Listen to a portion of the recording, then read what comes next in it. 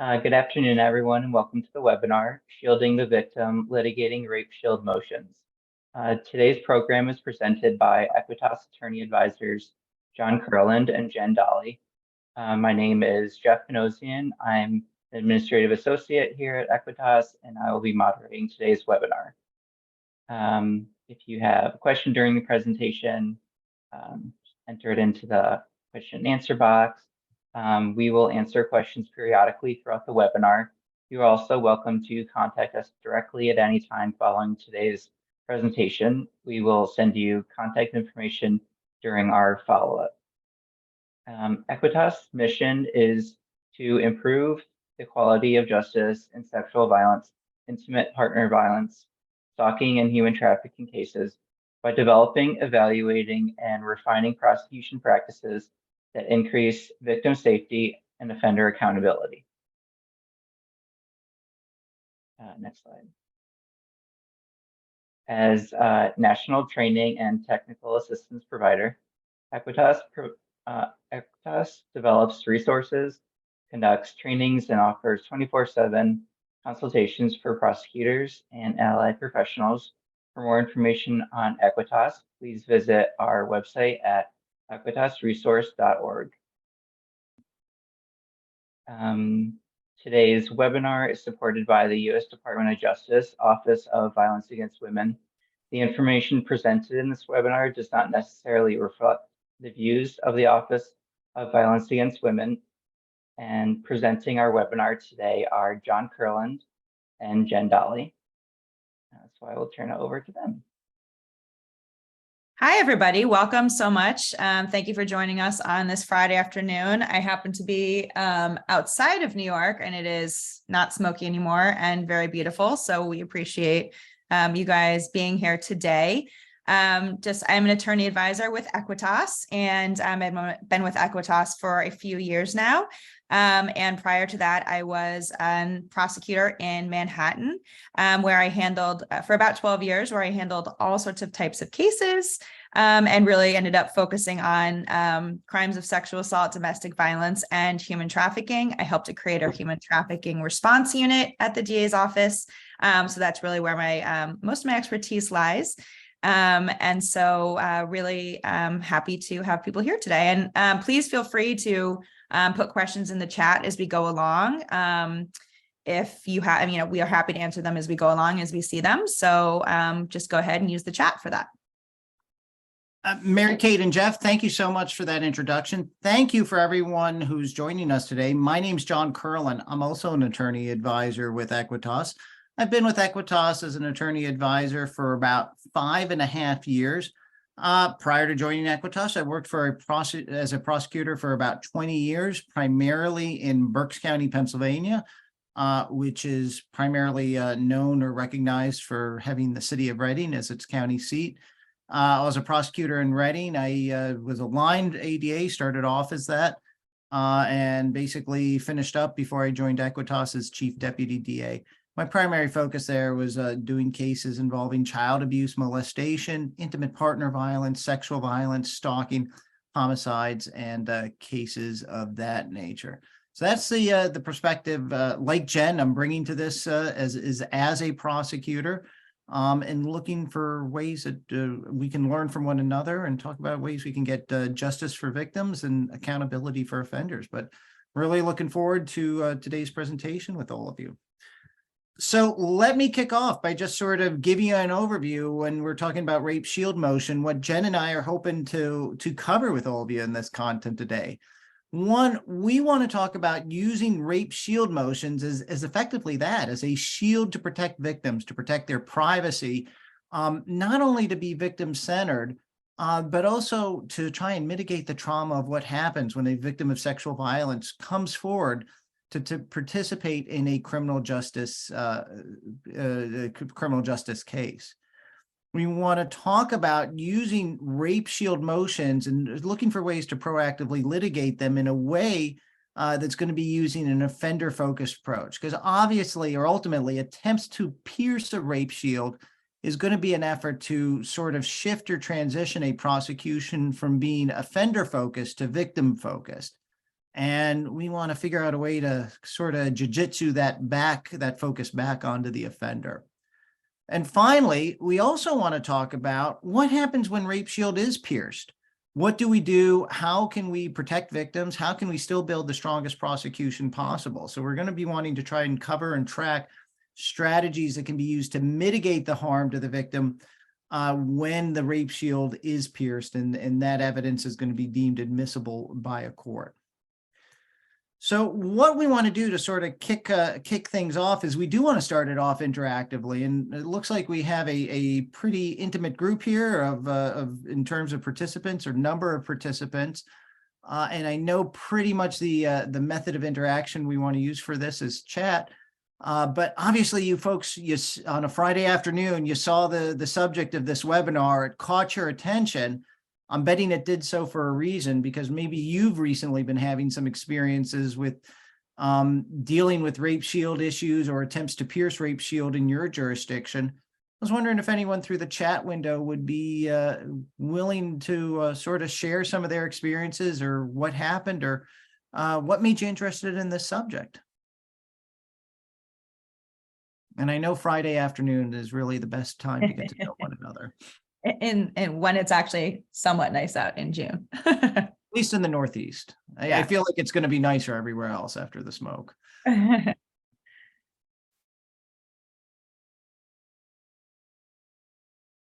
Any takers? Anyone had to argue this? Ah, there we go. Monica, a lot of our victims who are victims of child sexual abuse disclose being abused by multiple suspects. Mm-hmm. So Monica, I see the ellipsis after that, but I'm guessing then what the defense is saying is, hey, look, there are going to be prior allegations. Maybe the defense is characterizing them as false allegations. Maybe they just want to bring in that history for whatever reason, but to muddy the water. And I can certainly see why that would be it. And yep. that could confuse the court. And I was been in that same seat as you as a prosecutor, so I can understand that. Well, let's start off with, if we can, just sort of using the baseline of what a Rape Shield statute can look like. And this is designed to be a national webinar. And so the caveat that Jen and I want to give when we're doing this is the specifics of Rape Shield in your jurisdiction may vary. And of course, if you have specific issues that you want to reach out or consult on, please do so. We'd be happy to help in any capacity and hopefully brainstorm something specific to your jurisdiction's jurisprudence. We're going to use the federal Rape Shield protections found in Federal Rule of Evidence 412A, just because it's really the most convenient baseline we can offer when we're talking to a national offense. But generally, and this is sort of the 101 stuff about Rape Shield, and I think it might sound pretty similar to your jurisdiction's protections and shield with Rape Shield, is that what the Rape Shield statute does is it usually finds the following evidence to be generally inadmissible.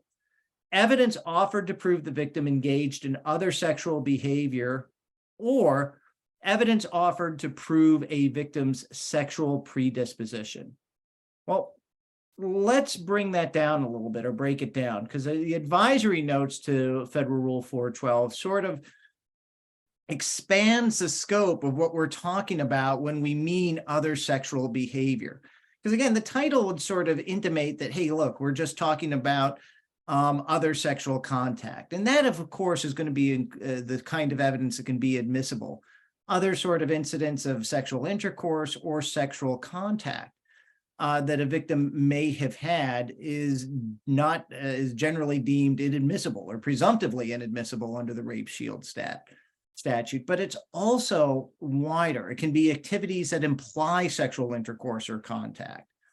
This can, of course, using contraceptives, evidence of sexually transmitted diseases, other history that may imply or infer sexual activity, fantasies or dreams that imply sexual activity. Most importantly, reputation or opinion evidence about a victim's sexual proclivities or sexual activity is also going to be inadmissible presumptively under a Rape Shield.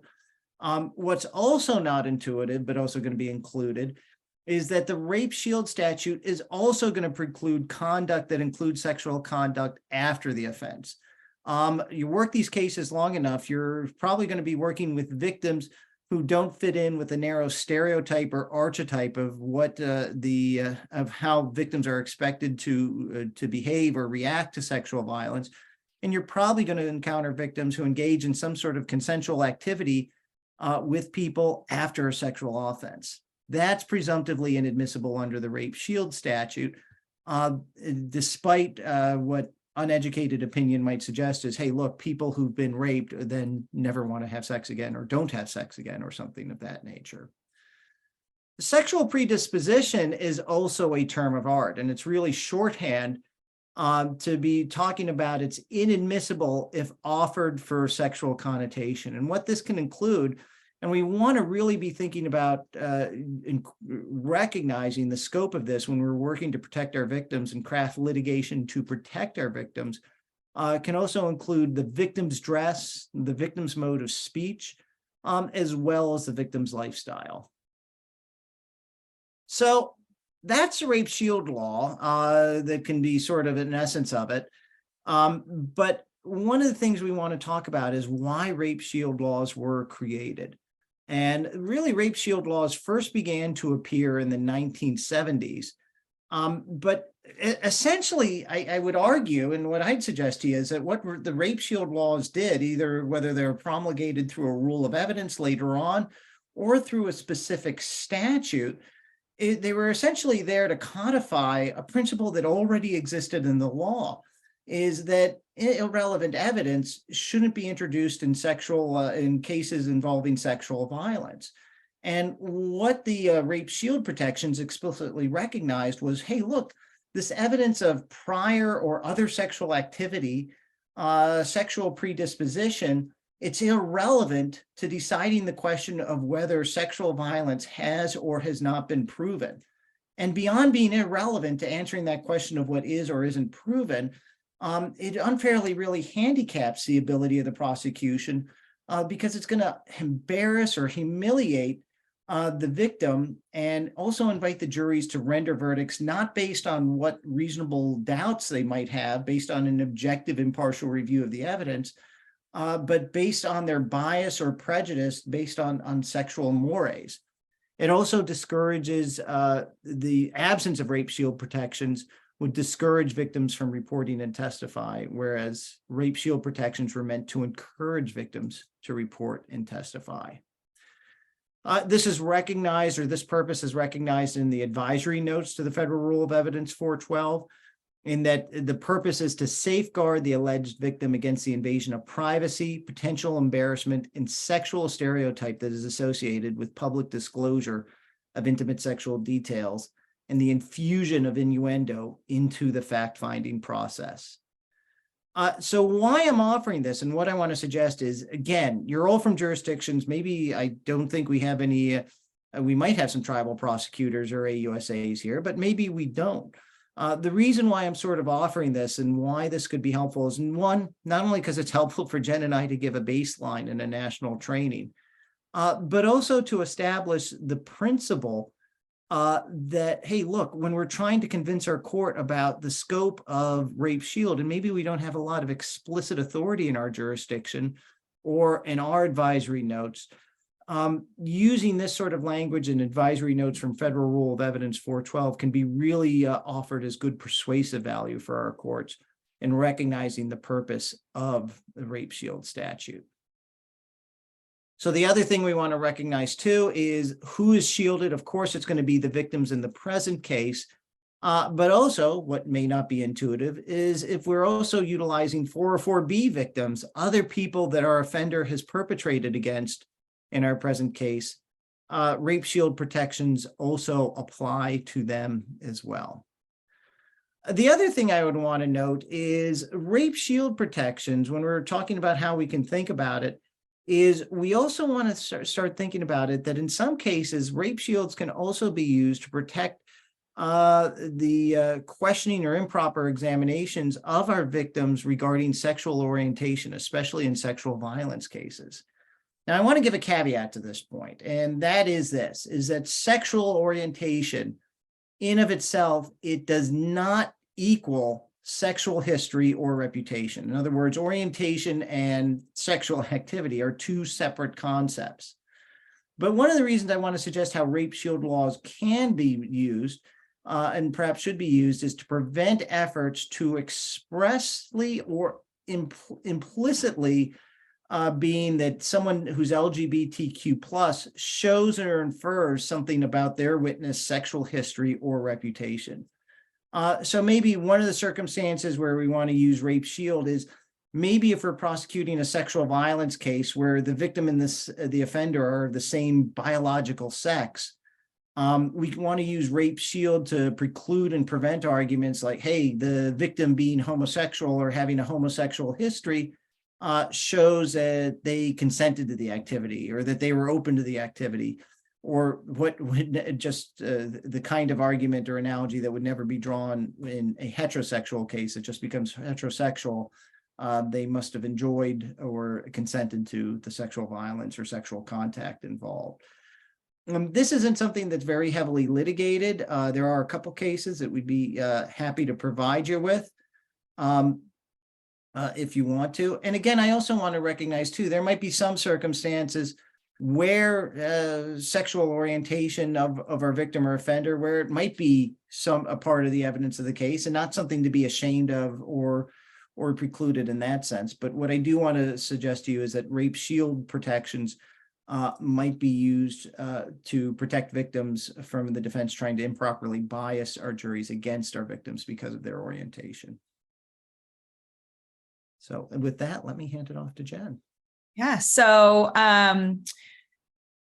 we're going to discuss now. We're just going to talk a little bit about when is that evidence of prior sexual conduct admissible. And Shauna, I saw you put a question in the chat about one of the areas where maybe it can come in. And so we can kind of talk about that in a minute. But generally, to pierce rape shield, there's three kind of areas where evidence of that prior sexual conduct can come in.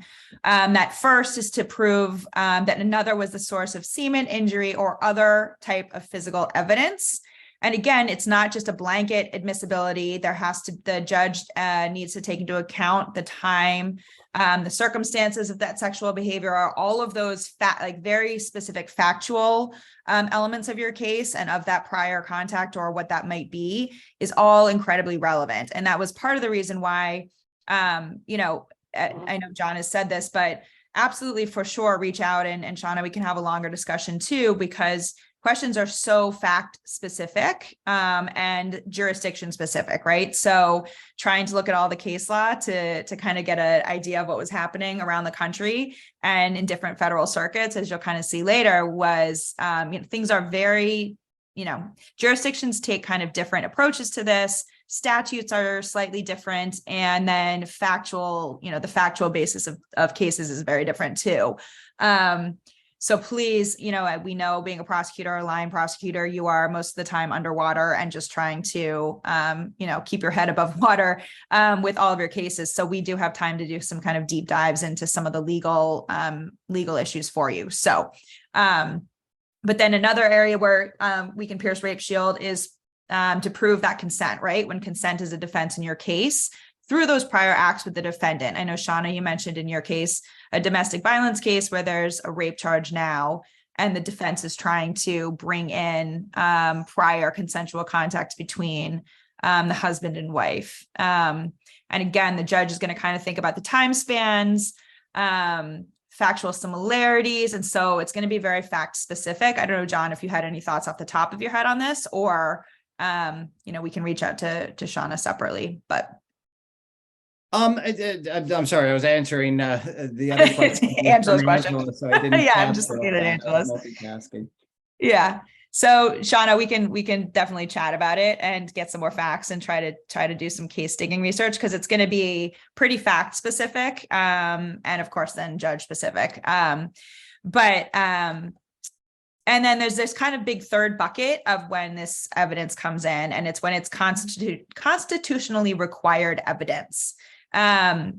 So that's going to include, making sure that the defendant's Fifth Amendment and Sixth Amendment rights are not violated. So we're going to talk about kind of a little bit more about all three of these as we go forward. This first one, to prove the source of the semen injury are the physical evidence. You really want to kind of initially think, is this relevant, and necessary in your case? And if it's not, like, can you prove this? Can you prove your case without that particular evidence that may open that door? If you can, and you don't need that, maybe move to preclude that evidence early. So make a motion with the judge and move to preclude it. Obviously, it does not affect any of your disclosure obligations or any of that nature, but kind of really doing that assessment in your particular case. If it is relevant and necessary, make sure you bring it out on direct, right? I think kind of rule of thumb is, as much as you can in these cases, and you always want to make sure that you are avoiding kind of surprise and really kind of preparing your victim for what's going to be asked on cross-examination, and making sure that you're bringing out everything that you can in your case, so it's not coming out through the defense, right? And then adjust your voir dire appropriately, right? So this idea of like sexual promiscuity, right? If someone has had consensual sexual contact with someone else, does that mean that they are not able to then say no, right? So kind of voir diring on those. Whoa, I have no idea what I just did. I guess you really wanted to make that point. Wow. Maybe doing this on a Friday afternoon was not the best. And then, like I said, Jen, can I add just one point on the jump source in. of injury and Sure. others? Let me slide back to it really quickly. One of the things, I think this would be more of a relevant or expansive conception when we were trying to prove or trace biological evidence to things like blood types or things that couldn't be as much focused on one person. With DNA evidence, it's a lot harder to argue like, well, gee, it could have been someone else's DNA. So I think this exception's been narrowed on some level. But where it still can sometimes be invoked is if you have evidence of physical injury and the defense wants to argue like, hey, this injury could have been caused someone else. One way to maybe short circuit this coming in is when you have, when there's a valid basis for the defense to argue that the injury could have been caused by another person, is to explicitly stipulate, hey, I'm not alleging the defense caused this injury, so therefore I'm not opening the door to the defense saying the injury was caused by someone else. And then thereby this exception to rape shield, the door to that isn't open. Of course, a lot of that, again, as we're saying, is going to depend on the overall circumstances of your case. One way too is maybe it's such a far stretch for the defense is just because they met someone else doesn't get to wildly speculate this other person caused injury. Yeah.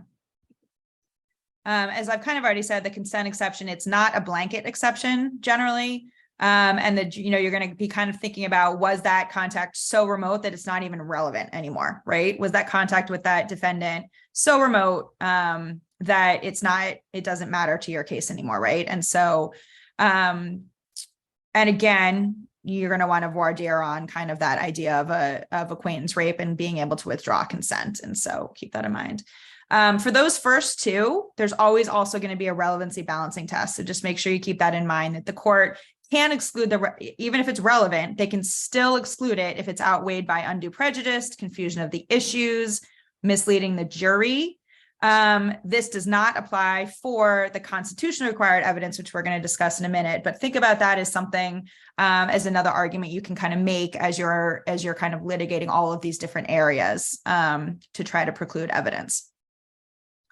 The procedure for admissibility is the proponent of the evidence has to file a motion describing very specifically what that evidence is and what the purpose of it is going to be. And again, this is the federal rule. And so different states have a slightly different applications of this, but for the federal rule, it's at least 14 days prior to trial. You must serve the motion on all parties and you have to notify the victim so that then they can conduct a hearing. So the whole point is that the court must conduct this in-camera hearing before admitting any of this evidence. Everyone's going to have to be given an opportunity to attend. And then motions and those related materials should remain sealed unless the court determines otherwise. And again, this is just to kind of give you guys in your, back pocket all of the different kind of thoughts you may have in terms of what what is required to admit this evidence. Generally, most states have some sort of a notice requirement for very good reasons. And, just a case to kind of have with you, it's a Michigan v. Lucas. It's a Supreme Court case, a U.S. Supreme Court case. And in this case, the defendant attempted to cross-examine the victim about prior sexual contact with the defendant. So had a consent defense. And the trial court said, hey, you can't do that because you didn't comply with the notice requirement. They had made no showing that they were going to attempt to introduce this evidence through the cross-examination. So it was precluded at the trial. And obviously the defendant appealed after his conviction, and he claimed that his Sixth Amendment right to confront the accusers or the accuser was violated. The Supreme Court really kind of hit hard the purpose of this notice requirement, and really kind of emphasized that it provides additional protections to sexual assault victims against the surprise, harassment, and unnecessary invasion of privacy. So kind of really reiterating some of the information that's in those advisory notes, and added also protects against surprise to the prosecution and allows the court to conduct that balancing test, right? Without that information, the court can't conduct the balancing test that it needs to apply. So they went as far as to say that failure to comply with this requirement may, in some cases, justify even the severe sanction of preclusion. And so they upheld that trial court's preclusion of the evidence. And so, we put this in here because, want to give you every possible tool to think about when you are making arguments against the admissibility of this evidence. And this is still good case law. But obviously, our kind of thought is that, practically in your work, judges, tend to obviously err on the side of protecting the defendant's rights and may not be open to precluding at that time. So keep this case for sure as something to refer to, but we really kind of want to advocate for that preclusion early, right? So we would advocate, even if you file a written motion for what you think should be precluded, and do it early, because obviously judges really enjoy surprises at trials and are much more willing to listen and to kind of really hear those legal arguments early on. And not only just for that, right, but also to prove, like, it gives you a preview of the defense, right? If you make them respond to your motion, they're going to have to really kind of say, okay, no, we think this should come in for X, Y, and Z reasons. It kind of forces their hand. And so you will get a very good picture of what that defense is going to be. It may, depending on the judge's rulings, it may help with a possible plea. It may, if evidence is precluded, it may help with that and may avoid, a victim having to go to trial if the defendant's willing to take that plea. It will allow you to prepare your victim, not only for cross, but for direct, and to kind of go through, to explain what's happening and why. I think, that's so important, is to kind of really explain to the victim, a testifying victim, what is going to be asked, and also kind of why, and just give them a little bit of a understanding of what's happening in kind of, real world terms. And so they're not taken by surprise as much as possible. And of course, to prevent those surprise rulings. So to prevent the defense attorney from just jumping into something that you know nothing about. So John, to build off on what, sorry, John. No, I was actually going to say, do you have anything you want to add? Thank you. To build off on what Jen was saying, I mean, Michigan v. Lucas, this is why we're advocating to sort of be proactive in enforcing Rape Shield. Michigan v. Lucas, it certainly empowers a judge to enforce those notice requirements against the defendant. But the nuance is it doesn't obligate a judge to enforce those notice requirements. So of course, if in the middle of trial, the defendant is introducing some evidence, argument, or theory that could be violative of the Rape Shield protections, you object and say there's no notice. Judge says, you're right, but I'm going to allow it anyway. So that's why we're arguing to be proactive. In the absence of that notice coming in 14 days before trial or whatever, file your motion in limine or your pretrial motion with the court saying, hey, I haven't gotten any notice of the defendant attempting to introduce this evidence admissible under rape shield and just give a blanket description. Therefore, I request that they be precluded from offering evidence, argument, or reference to any of this at trial. And hey, maybe the defendant at that pretrial hearing will say, Judge, yeah, no notice. I wasn't going to do this anyway. Or, well, Judge, now that the prosecution brings it up, I was planning to talk about X, A, B, or C. And then you have a chance to argue it out on the merits before trial and not in the middle of trial. And if you lose, you can that pitch, you can start preparing for it. So again, I wouldn't rest on relying on the defense to comply with their notice to pierce rape shield. I would put them on the spot saying, are you going to pierce? And put the question directly to them. Absolutely. I always want to be proactive. Exactly. So what happens? We talked about the two exceptions. Hey, look, the defense can try and pierce rape shield to show history of consent. The defense can try to pierce rape shield to show someone else is the source of injury, semen, fluids, or what have you. But then we have that really broad catch-all exception that Jen and I consciously saved for not last in the presentation, but last in our conversation of these exceptions. How does a court determine whether otherwise inadmissible rape shield evidence is constitutionally required to be admitted? Well, what the court has to do, and this is different than and distinguishable from that relevancy balancing test that Jen talked about the court has to do with the two prior exceptions. But when there's an admissibility analysis on that constitutional exception, the court has to weigh the legitimate state interests behind the rape shield protections. And look, Lucas says there are legitimate state interests with the defendant's right to a fair trial. Now, how is the defense usually going to shape an attempt to pierce the rape shield on a constitutional basis? Well, usually it's going to fit into one of these buckets. Bias or a motive to fabricate the charge, which I think there's probably some overlap between those two kinds of buckets, but also prior false rape allegations. Let's deal with each of these at hand, or seriatim, if you will.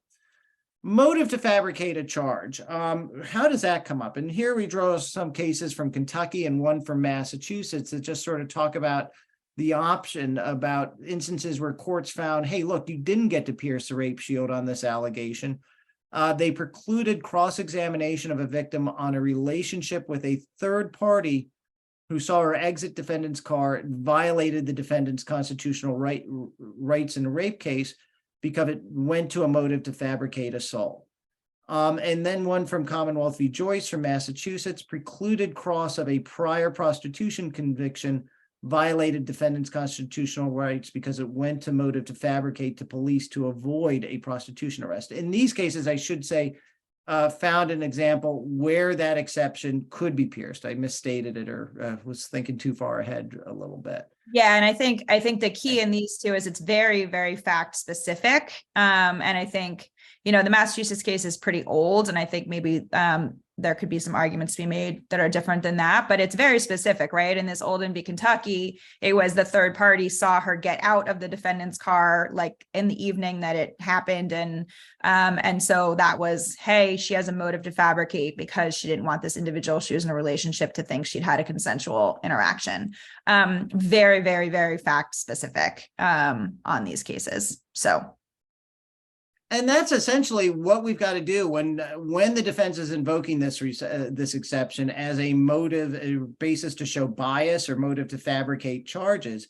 It's got to be something more than a fishing expedition or catch-all argument that the defense is going to do. This should be an argument from the defense about, hey, look, I want to bring in this to show bias, to show a motive to fabricate for this specific reason. And they should be precisely articulated and averred motions or notices to pierce that the defense is using. And in our counter to it, we should be locking the defense into a narrow basis or locking them into their argument as to how they're doing it as much as possible. Now, a lot of this litigation is going to be so fact specific and jurisdiction specific that it's really difficult to give something too broad about how to litigate it. But I think at a minimum, a litigation strategy is if the defense is being too broad, countering them on that. And if they are being specific, locking them into those specifics. So the other thing is going to be the defense wants to explore or litigate prior false allegations. Really, this is sort of interesting, something that we do want to explore a little bit, because prior false allegations can be something used kind of loosely by the defense. Sometimes false allegation, or what the defense is characterizing as a false allegation, can get be as elastic in the same way that exonerated is sometimes used to mean innocent. So, and maybe one of the clearest incidents of a prior false allegation is there was a prior report of sexual violence from our victim, and that victim was subsequently charged and convicted for false reporting. Maybe another level right below that is there is a prior allegation where the victim recanted. Either it was documented they recanted, or the victim admits in the current case. Where this definition of prior false allegation gets a little bit fuzzier is, what if there's an acquittal in a prior case? Well, that just means a prior jury didn't find it proven. Maybe that's due to the nature of the investigation, the nature of the prosecution, or just the nature of the jury in that case. Maybe what also happened is, rather than some sort of specific conclusion or conviction in the case, the victim decided they just didn't want to go forward. They just didn't want to go through the process. And then that's sort of characterized in your current prosecution as being a prior false allegation. And I would suggest that that's not something we should concede as false, or that fits in that same jurisdiction.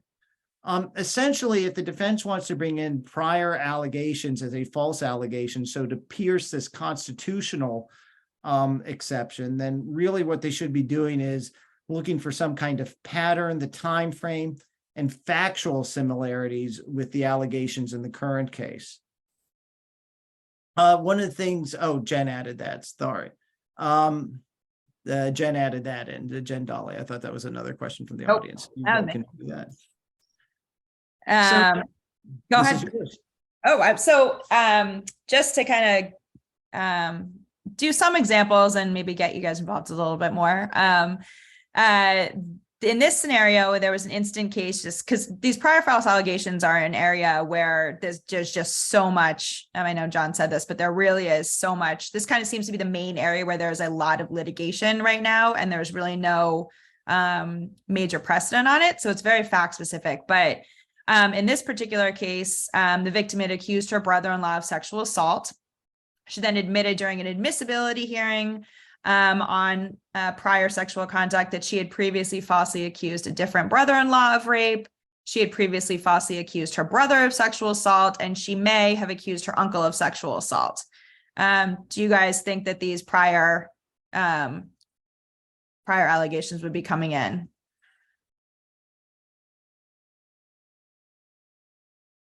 So let's use our chat window as sort of a way to pull. How many people think those, the allegations she admitted to previously being false, how many think of them as coming in the case? Could you please indicate yes? Indicate no. Angela raised her hand. Yes. Yep. Shauna, yes. Monica, no.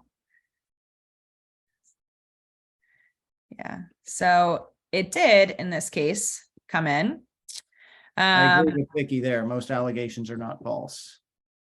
Yeah, exactly. Yeah, that's such a right. Exactly. Proving what's false is like very, but this, so the court kind of said that these prior quote false allegations that she had admitted to not only spoke to her general character for truthfulness. So it wasn't that they were basing it on, but it was a particular attack on her truthfulness and motivation for testifying against this defendant.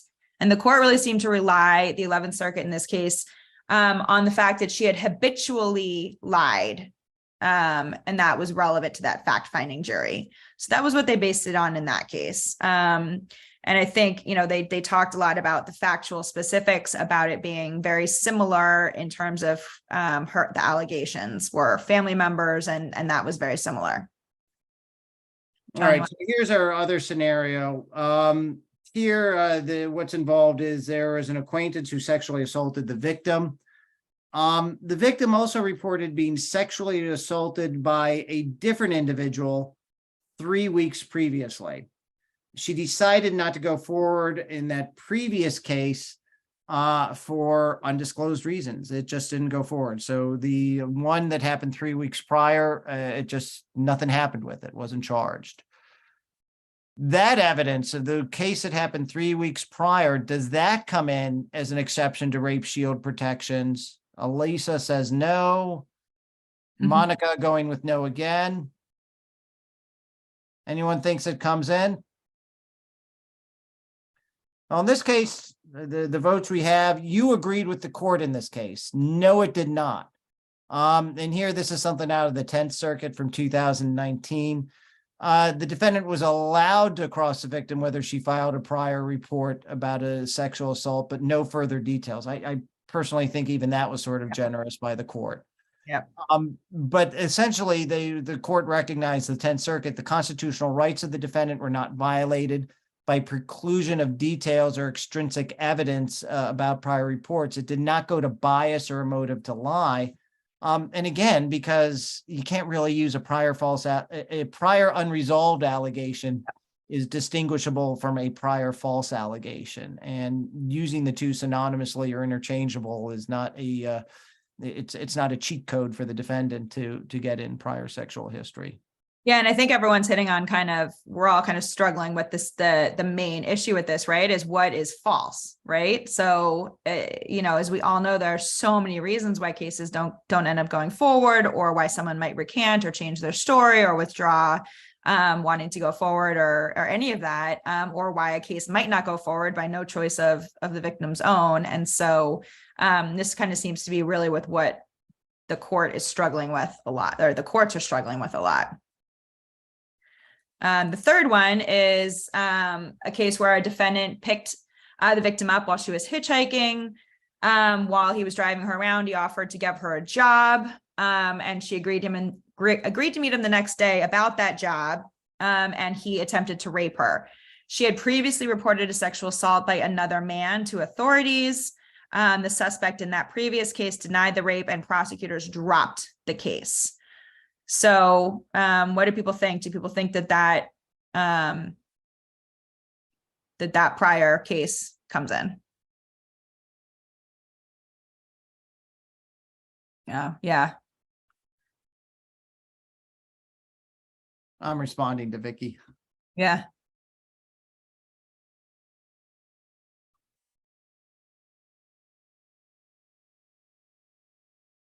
Do you guys think this prior case is coming in? Anyone?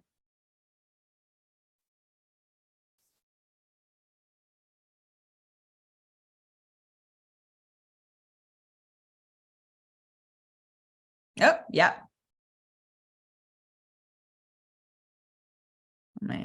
Well, it didn't not. I was trying to go back, but I'm having trouble with my screen today. Jeez. Sorry about that. So that one, yes, let me go to the facts. Go back to the facts. So the current case, the defendant was picked up. He was hitchhiking. Defendant offered to get her a job, and when she met him the next day, he attempted to rape her. She'd previously reported a sexual assault by another man to authorities. In that case, that prior case, the suspect had denied the rape, and prosecutors dropped the case. So that ended up not coming in. They were not allowed to ask about that. And this one was a little more clear. They said that admission would have been impermissible as just kind of a general character attack, right? Which we know we're not allowed to do. There was no legitimate reason for cross. And then the courts in this case really kind of hit on the facts of the case were very different. So the prior case was an acquaintance rape case where the issue was consent. Here, it was a stranger assault case. And the court really seemed to, in this case, really hit on a lot of the kind of facts that there was a lot of physical evidence in this current case, right? In the case with where she had been hitchhiking and been picked up. So something to keep in mind is that a lot of times the courts are kind of seem to, oh yeah, sorry, Monica. Yeah. So they're saying, hey, there was a lot of really good evidence kind of supporting her, right? There seemed to be a lot of corroborating evidence in that instant case with the hitchhiker and the person who had picked her up, as opposed to it was very different. So they seem to kind of already a little bit lean on the fact that there was so much corroboration that there certainly wasn't really a motive for her to lie, or that it would have, she didn't have that bias. So just keep that in mind as much as you can kind of be investigating your cases. That seems to be something the courts are looking at. All right. So when you're dealing, and we're spending a lot of times on that constitutional exception to rape shield, sort of responding to or rebutting the prior false allegation prong or attack.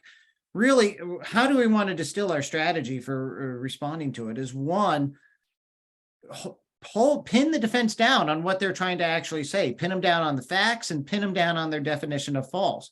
Don't let the defense just say, hey, I want to pierce rape shield because there are these prior unresolved cases with the victim.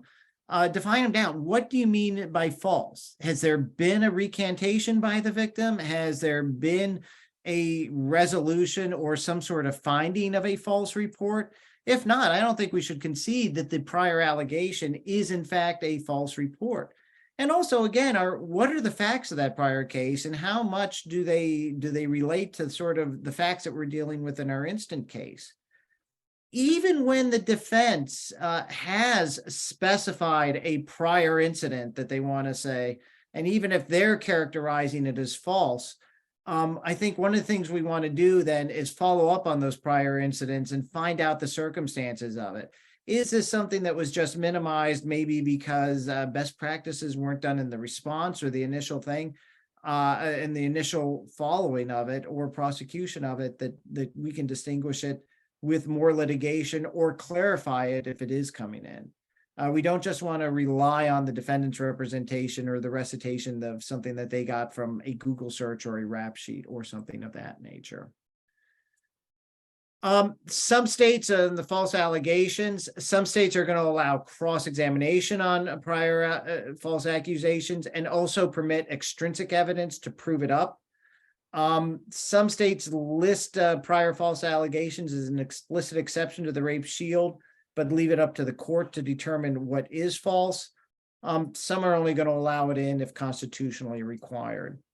We do want to note that unlike having the benefit of Michigan v. Lucas, there is no Supreme Court precedent on what is a false allegation. Obviously, each of your states may have different approaches, but the federal circuits have also have different approaches too. Several circuits argued it's only admissible to show specific bias or motive to fabricate, not for general character. So a couple circuits, the 1st and 11th, have shown that it can be brought up as a motive to specifically fabricate. Yeah, if it's a pattern. So the pattern seems to be something that they're looking at as well. So it's hard for in a national presentation to offer something sort of general. But as much as we can, this is what we sort of recommend as an analysis for any rape shield issues that you're going to have in your litigation. And we're not done yet, even if it sounds like I'm wrapping up. First, identify what does your local rape shield statute or rule say is prohibited? What do they say can't come in? Has your defense given notice of intent to pierce that rape shield protection? And if they haven't given notice, have you filed a pretrial motion? If there has been notice to pierce the rape shield or they object to your pretrial motion, can the defense articulate a recognized exception? If they do articulate a recognized or enumerated exception, does that exception apply? Does unfair prejudice or confusion of issues outweigh probative value, especially if it's one of those first two exceptions? And in the event that at the end of the day, that rape shield is allowed to be pierced, can evidence be repositioned to be offender focused? And we're going to talk momentarily about sort of when the rape shield is pierced, how to sort of shift it from a victim focus to an offender focus. So one of the areas we just kind of want to touch on, because this is a little bit of a separate, there's different approaches to this. But if, what if your victim is or was a sex worker? What if they have convictions for prostitution or solicitation? If your victim's involved in commercial sex, whether it's kind of by choice, circumstance, or, coercion or force. And this is dealt with very differently. And just kind of wanted to lay a little bit of a groundwork as I'm sure most of you can imagine, or anyone doing the work knows that, violence against sexually exploited individuals is pervasive. These are just two of the studies to kind of show how pervasive it is. But really, it's also very, very underreported for all sorts of reasons that you can imagine. If you are in commercial sex, whether by choice or force, and you are sexually assaulted, it's one more added layer to all of those other layers that we know are existing for individuals who don't come forward when they have been sexually assaulted.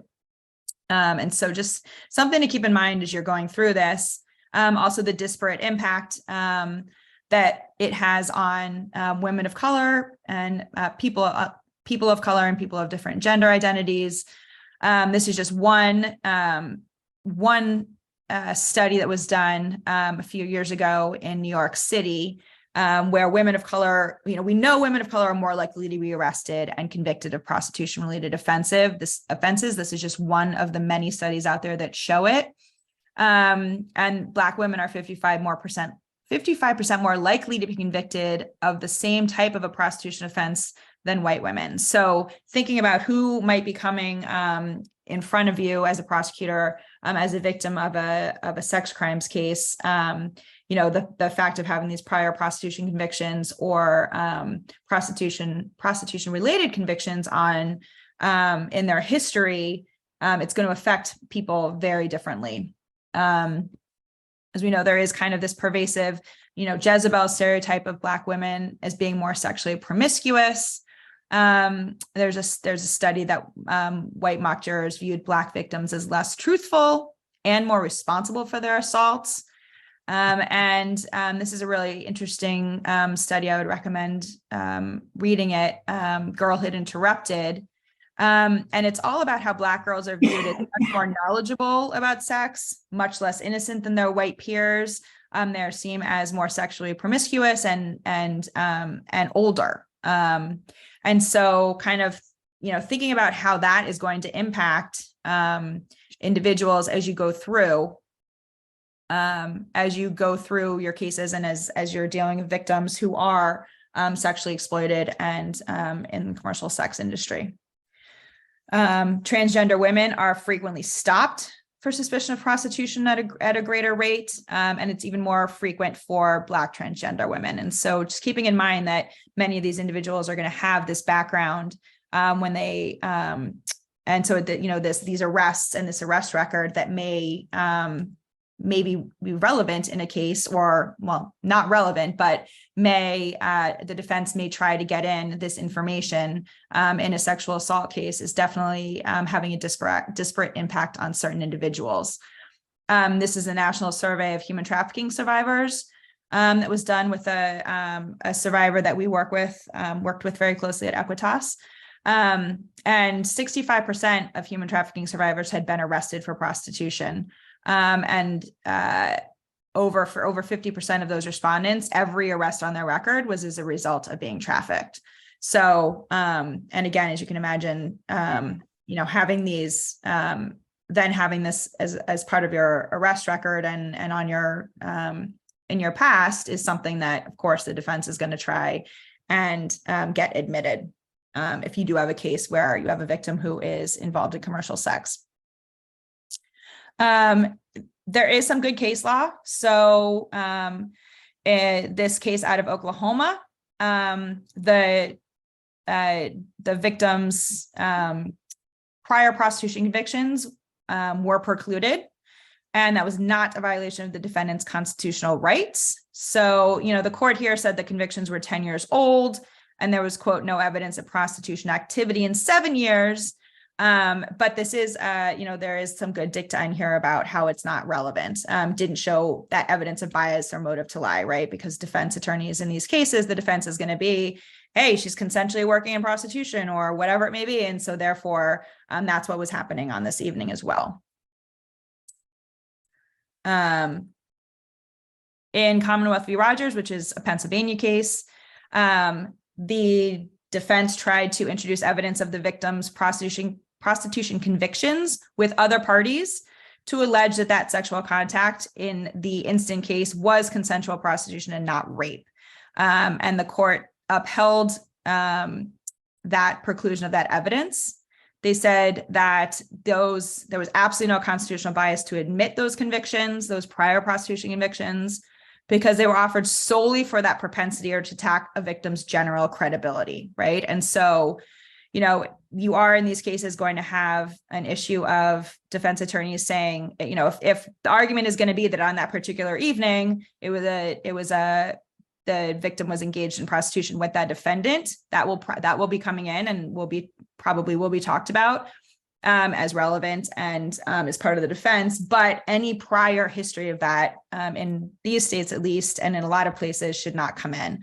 This is a really good quote, just if you are arguing something about this, but that these prostitution convictions are the very types of items that rape shield law is supposed to preclude, right?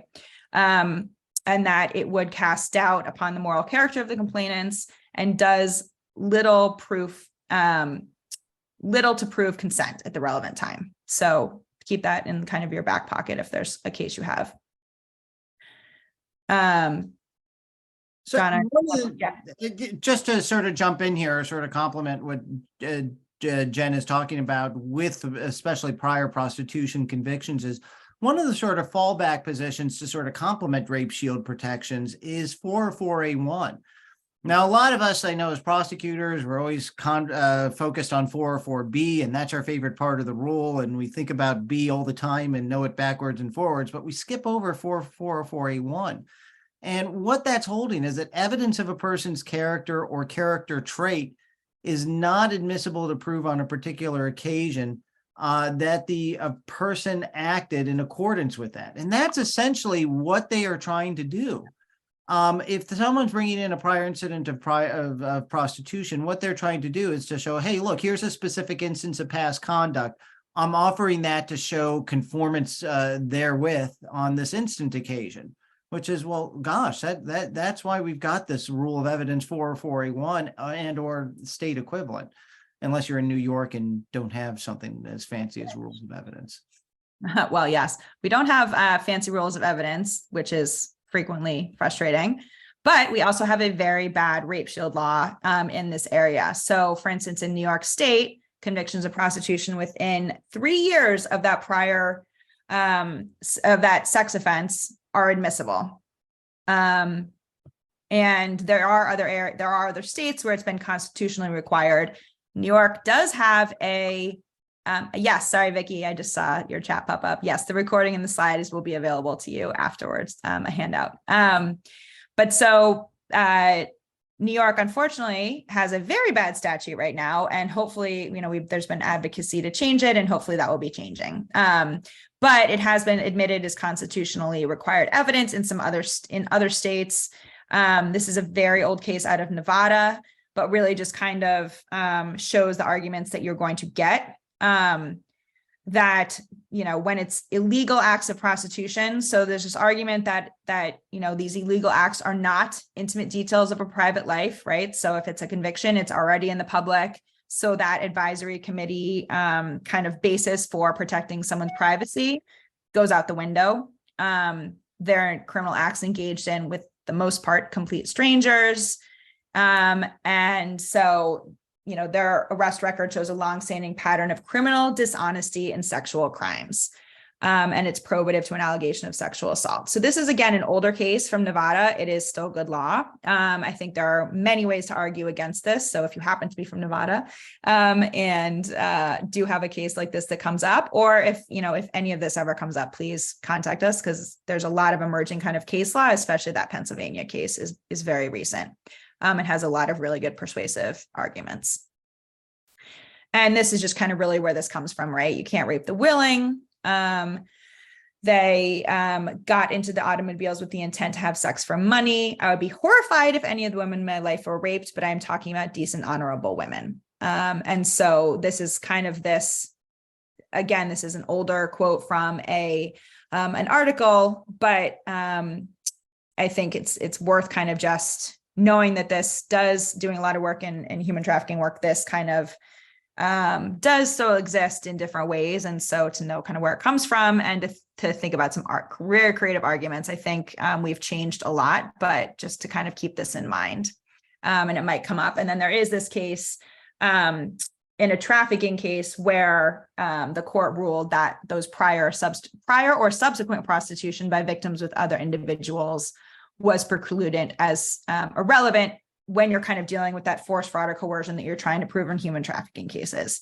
And so that preclusion of those prior or subsequent acts of prostitution were not violating the defendant's constitutional rights. I think sometimes it's kind of brought in to show, that consent defense and that there was no force, fraud, or coercion in that trafficking case. So this is a good case to kind of keep some of that out. So we're going to talk a little. Sorry, go ahead, John. Oh, sorry. I thought it was my transition. I'll go for it. So the other thing we want to talk about, hopefully we've given some good sort of general guidance about how to counter or maximize the protections that are going to be offered by Rape Shield. But we also want to talk about what happens in the event when Rape Shield is going to be pierced. When your victim's other sexual history, reputation evidence is going to be coming in as part of your case. How can you minimize that harm to the victim? And maybe in some instances, we're going to be talking about that sometimes the way to counter this is it can be so effective. There might be instances where we wouldn't object to history being admitted, which is really making lemonades out of lemons. Well, effectively or essentially what we're talking about is the idea about how we sort of reposition this evidence. It goes into essentially what's the essence of an offender-focused strategy, which is identifying how an offender selected this victim and how do offenders in any sexual violence case select a victim. Well, again, someone doesn't commit rape or perpetrate sexual violence spontaneously. They're doing it because they're planning to. And most people, I would think most offenders, when they perpetrate sexual violence, are doing so with the idea that they're not going to get caught, that they're going to be able to escape accountability. And one of the variables that's going to go into an offender's plan to avoid accountability, to not get caught, is in the manner in which they select the victim. The greater that there's a vulnerability that the offender perceives or is actually realized in a victim, is a better way for that offender to escape culpability.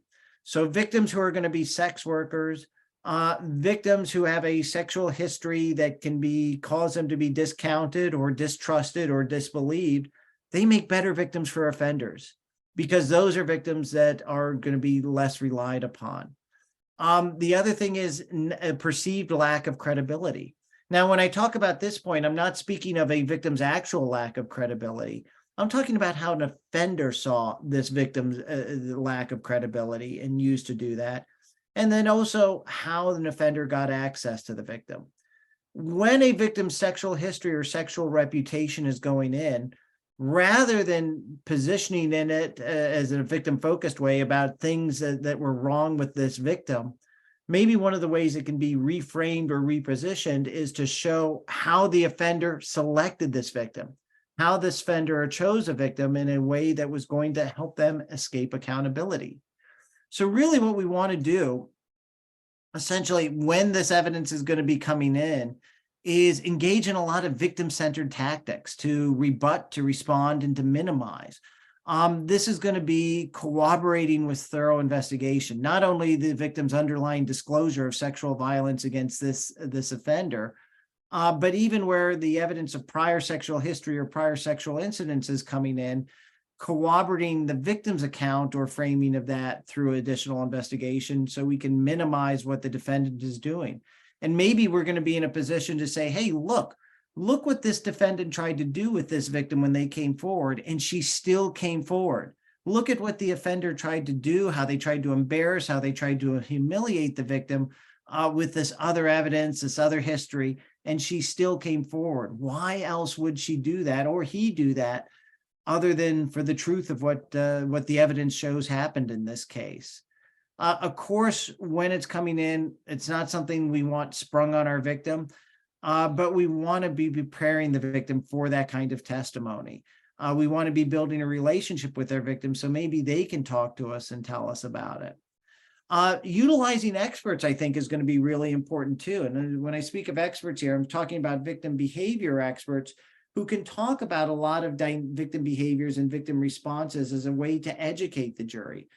Maybe our victim had prior non-coerced sexual contact with the offender because the consent exception's being invoked. Maybe the victim had post-sexual contact with the offender. Victim behavior experts, and there's a lot of resources we have at Equitas about strategies to properly develop that. That can be a great way to educate the jury about the reality about victims having contact with people they have a pre-existing relationship. And they can also, victim behavior experts also be useful in countering or dispelling some of these myths that jurors might believe about boxes that victims fit into or how they behave or how they respond. Yeah, and really just to jump in for 1 second on that, in terms of the corroboration, the number of cases I read where really, whether the court was saying it or not, they really hung their hat a lot with the prior false allegations on even just a little bit of corroboration of the current case. So anywhere that they could kind of say there's something corroborating what this individual's what the victim is saying was a kind of cut against the grain of that, not allowing. So it didn't, I guess part of it was that they were saying it's not going to rely so much on the victim's credibility, right? And so the victim's character credibility, they seem to kind of be having this argument in their head of like, if there's a couple corroborating factors in this current case, then the case isn't hinging entirely on that victim's credibility. So there's less of an infringement on the defendant's kind of rights to not allow some of this evidence to come in. But B, they just kind of seemed intrinsically in their head to kind of think, okay, there's a case where this is some corroboration. And so they kind of really kind of seemed to then find the reason why it wasn't motive, like that specific motive to lie or bias or whatever it was. And then I will say, focusing on the offender, we had a couple of cases where the victims were working in prostitution, and that's how the defendant found them, right? So if it becomes something that is, and juries really, they understand that vulnerability and they understand that targeting by the offender. So the more you can do to say, this was this defendant's plan, this is exactly how he picked this victim, and he is 100% counting on the fact that you aren't going to believe the victim because of X, Y, and Z reasons why they picked this individual. So, I'm sure you guys have had experience with that working in courts, but that really does work with juries. They very much understand that in a lot of ways. The more you can kind of turn it around and say this was their plan, and this is exactly why they did what they did. So, and again, I think there's other, and we're not going to be exhaustive of this by any stretch, but if there's evidence coming in as a prior false allegation, what I'd want to be doing is then finding evidence that the defendant had knowledge of that history. Yeah. And then, this defendant had knowledge of this victim's background, of these allegations, of disclosures of sexual assault. And look, the inference I'd be arguing is that went into this offender's selection of this victim, selection of a victim that the defender knew would be disbelieved and would be minimized and not trusted. Maybe if you have some sort of evidence of the victim was having an affair, sexual contact with someone else, and the defense gets permission to bring that in to show the victim's bias to making the allegation in this case. What I'd want to be doing is reframing that as, hey, look, the defendant's knowledge or allegation of this victim having an affair, that's motive for them to commit this crime of sexual violence, to perpetrate against this victim. And it also goes to show the credibility of the victim that even with this history, even with this reality, even with this second guessing and being in the spotlight, they still wanted to come forward. Now, obviously, I think the better strategy is to protect the victim's privacy and keep these irrelevant things out. But what I also want to recommend is that even if it is pierced, it might not be the end of the world. Other strategies I want to talk about too is using offender-focused strategies throughout the case too, and sort of expounding on what we were building there is if we know, and hopefully with proactive pretrial motions, we're always going to know at the beginning of trial if this rape shields evidence is going to be pierced. We want to do voir dire strategies to lessen the impact. I mean, a really blunt, inartful way is, ladies and gentlemen of the panel, do you believe only virgins can be raped? Maybe a more artful way to sort of frame a question of that to the panel is, ladies and gentlemen, you're going to hear a definition of sexual assault and sexual violence. Nothing in that definition says someone with a sexual history can't be a victim of a crime. You might have personal views. Would you still, if you found out evidence of a victim's sexual history, would you hold that against them and deciding whether or not we've proved our case? Do you think someone with a sexual history can be a victim of rape? Is there anyone here? And a lot of this, of course, I know depends on the practices and customs and limitations of voir dire in your jurisdiction. But other things.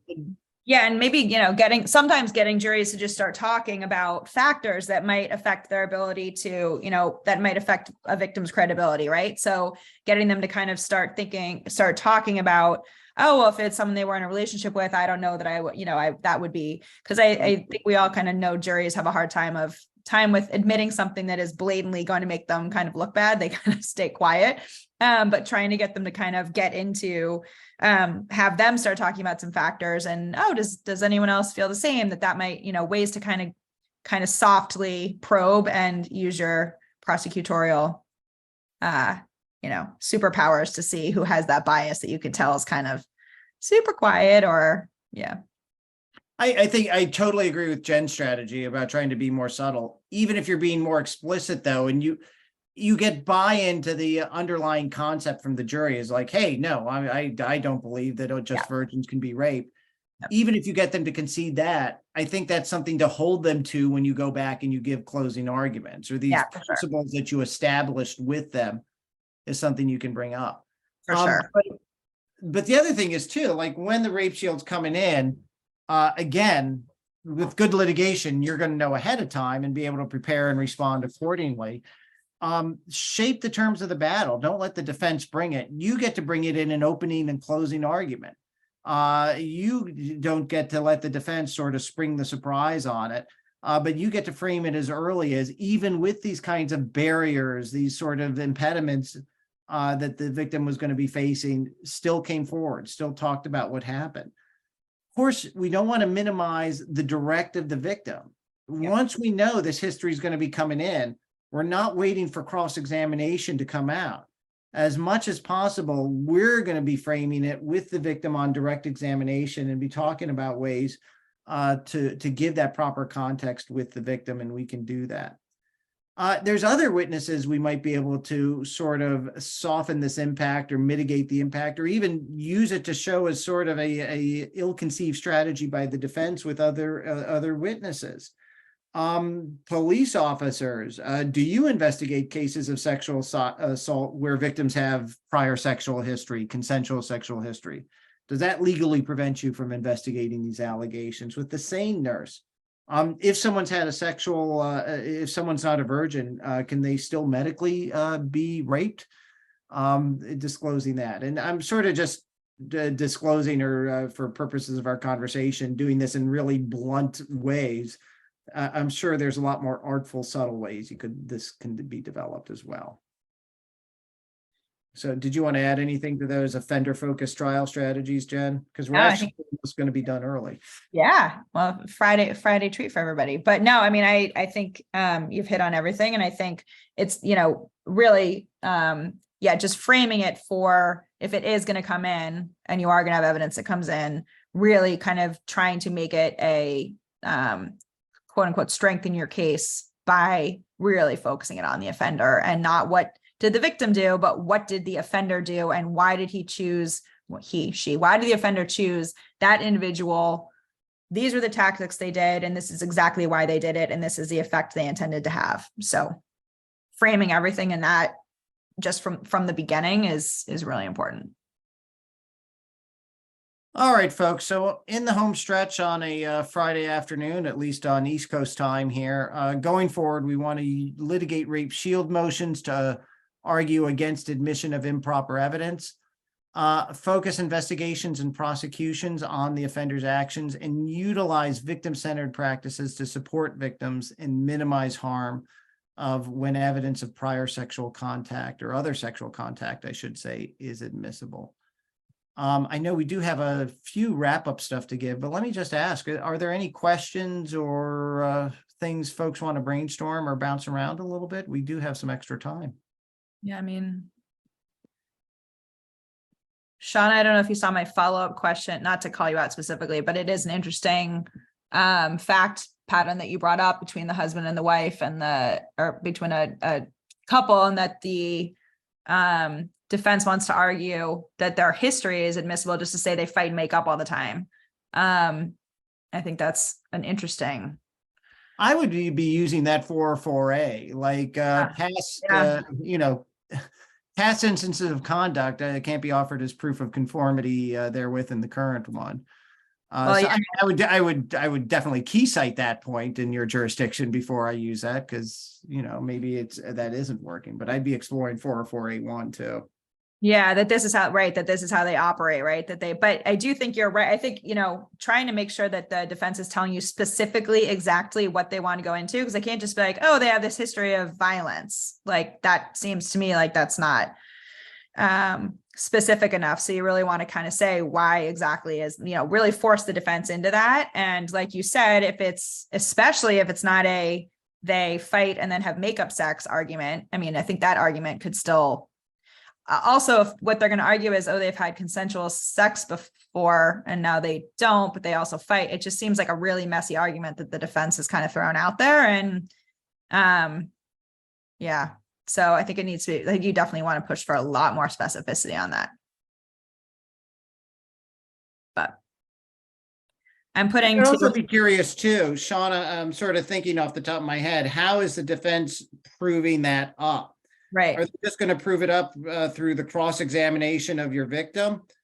Well, I mean, I don't know what your victim's going to say, but if your victim does not agree with that characterization, then, hey, look, your questions aren't evidence of anything, and I want to make sure the jury's instructed on that point. If the victim does concede some of that history on cross-examination, then again, I would be reframing that as, look how this victim's, the life with this person had to be in the spotlight. And maybe even getting a victim behavior expert to sort of explore and talk about these power and control dynamics that are going to be existing in intimate partner violence. If the defense is going to be bringing in, if the defense is going to be bringing in witnesses, and I'd be careful about cross-examining the defendant about this, because it could implicate the Fifth Amendment right to silence, even if they gave a prior statement. But if they bring in other witnesses, I'd be asking each of those witnesses, hey, did the defendant ever talk to you about this history with his spouse? Oh, the defendant did. Well, did you ever tell police about it after you heard he was accused of rape? Because it really could, maybe that sort of strategy with defense witnesses that may be called, or people allied to the defense, could show how contrived it is. Might be one strategy. So Elisa, I was talking, so I couldn't read simultaneously, but Jen may have read it. Oh, yeah. It sounds like, so the defendant saying no contact ever occurred. The victim says she woke up to the defendant raping her. She tested positive chlamydia shortly after and is confident that it's from the defendant, despite other sexual activity in the recent-ish past. She wants to bring in the evidence that the defendant's wife also tested positive for chlamydia right after the assault. She really wants that brought in. Interesting. I guess what was, I just thought of that with the victim asking for that is, I mean, the presumption, the assumption underlying this is because the defendant and his wife are married, is that they're having sexual relations. But we don't, you don't have evidence of that, maybe. I mean, maybe, I don't think we can assume just from the fact that they're married, that they had sexual relations. The defendant and his wife both told police they have sex 3 times a week. Well, then that does establish they had sexual relations. How would, I guess, what's the evidence that how would you prove that that the wife also tested positive for chlamydia? That's my kind of first one. Like, how would that even? She told the defendant on prison calls. Yeah, I don't know that you can get them. I don't know where you, I mean, I think if you know where she got diagnosed, you might be able to issue a subpoena to get her medical records, and that would be a HIPAA exception. The question is, do you know where she got the diagnosis? Well, and she'd either have to consent to it, or you'd have to get a court order for it. And I'm trying to think of I guess you could try to make the argument that it goes to show that it's proof in your case. Kind of messy.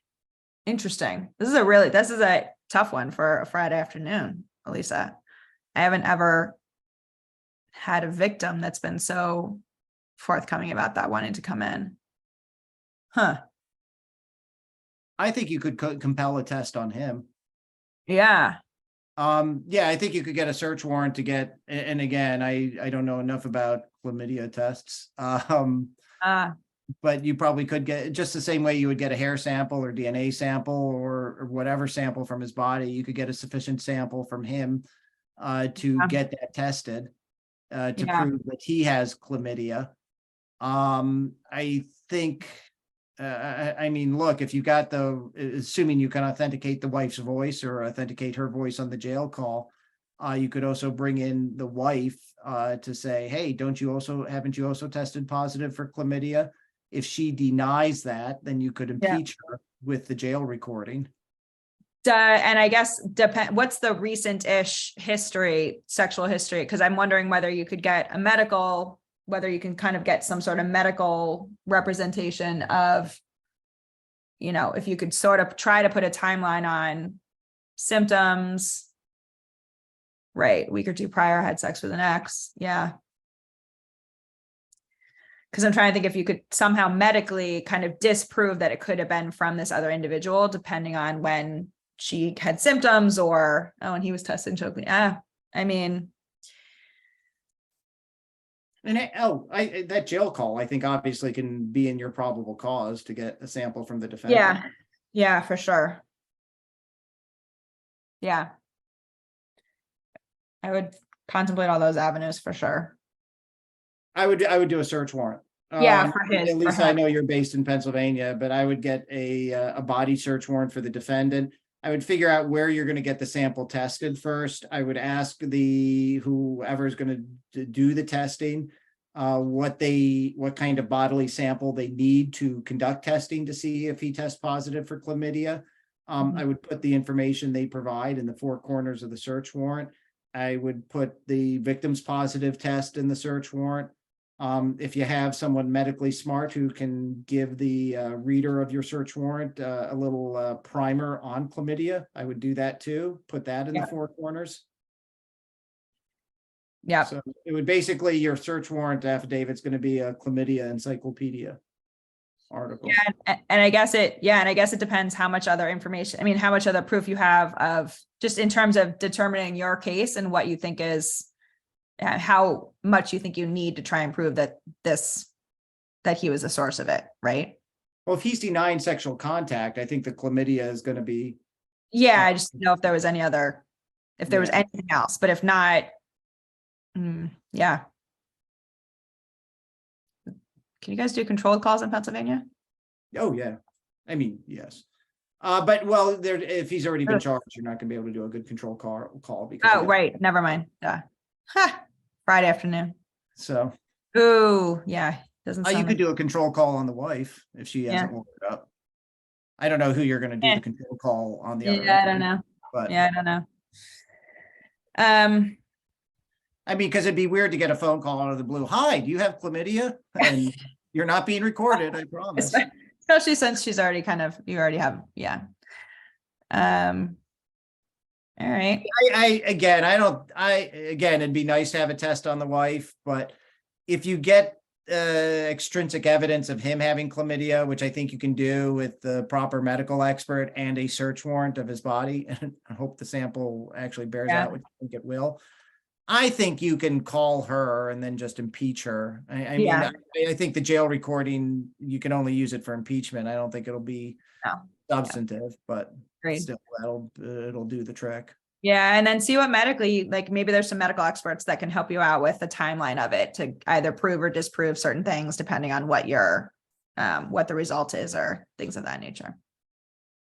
So if his other victims have chlamydia too, and they should get tested just for safety and victim-centered purposes too, but that'd also be probative, I think, if they have chlamydia. Absolutely. So, well, thank you. You took us right till to the magic hour of 3:57. So I do want to note our other resources. I probably should have skipped to this slide while we were having this discussion through chat. Here's Jen Dolly's contact information. Unfortunately, and I don't feel it's my place to go into details, but Jen Dolly's going on to greener pastures soon. I'm going to nursing school, so you can of course. So she's a hero. But here's my contact information. Please feel free to utilize it if there's stuff we can help consult on or anything we can help with. Hope you found this helpful and useful. Yep. And do please feel free to reach out I'm offering up John, but he's a great resource, and because this is so fact specific that so